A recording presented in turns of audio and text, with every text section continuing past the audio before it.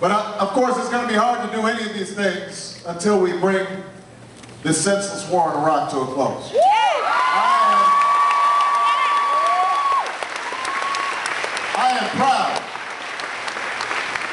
I am proud of the fact that in 2002, I stood up before a crowd larger than this and said that this war is a bad idea. I'm proud that I opposed then what we now know has been one of the biggest strategic errors in our military history, because I knew that it was going to cost us billions of dollars and thousands of lives and make us less safe and diminish our standing in the world and fan the flames of anti-American sentiment. And now, after $500 billion spent, after over 3,300 lives lost, thousands more maimed, many of them grievously, their lives never the same again. It is time for all of us to recognize that there is not going to be a military solution to the war in Iraq. That the only thing we can do is bring about a political accommodation. That the Shia and the Sunni have to come together. That we can't dictate that. It is time for us to bring this war to a close, and that is why in January I introduced a bill that said we should begin a phased redeployment 2 weeks ago and have all our combat troops out by March 31st of next year. And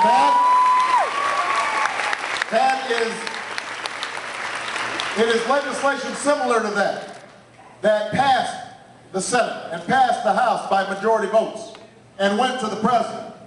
And the President decided to veto that bill.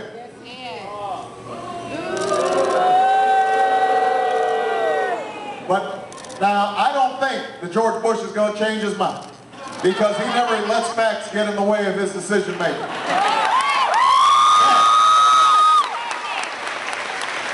But I know this, that we are 16 votes in the Senate shy of bringing this war to a close. We are a comparable number of votes in the House for bringing this war to a close. We don't have a veto-proof majority yet. Impeach him. But we need to make sure that we are putting pressure on our senators and our congressmen, saying to them, it is time to bring our troops home.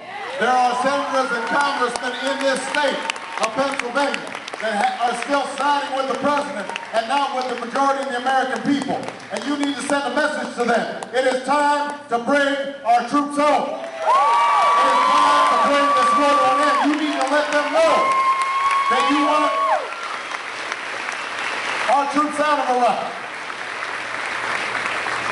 And when we do that, as bad as our foreign policy seems right now, there is light at the end of the tunnel. Listen, when George Bush steps down, the entire world is going to breathe a sigh of relief.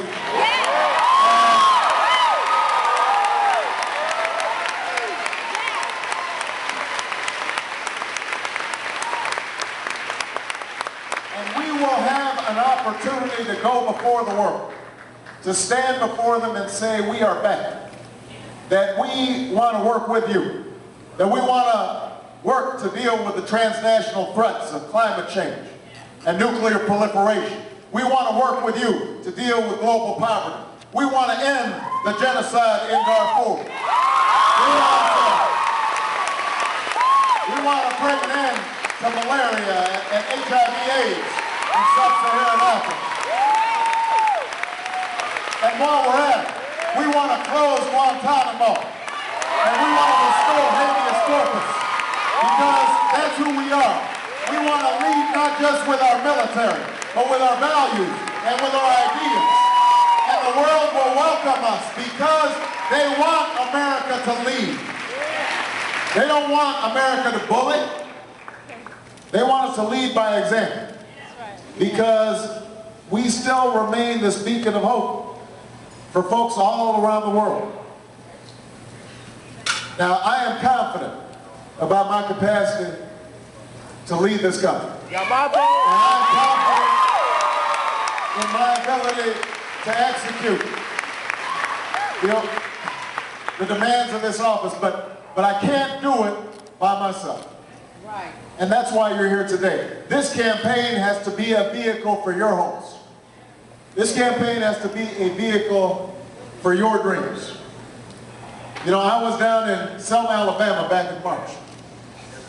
And we were celebrating the 42nd anniversary of the march across the Edmund Pettus Bridge. And some of you may remember that story. Many of you are too young to know what happened in 1965, but a small band of marchers, led by John Lewis, then a SNCC organizer, a young college student, had determined that they were going to march across the Edmund Pettus Bridge for voting rights. And as they were crossing the bridge, they were confronted by tear gas and billy clubs and horses and of America.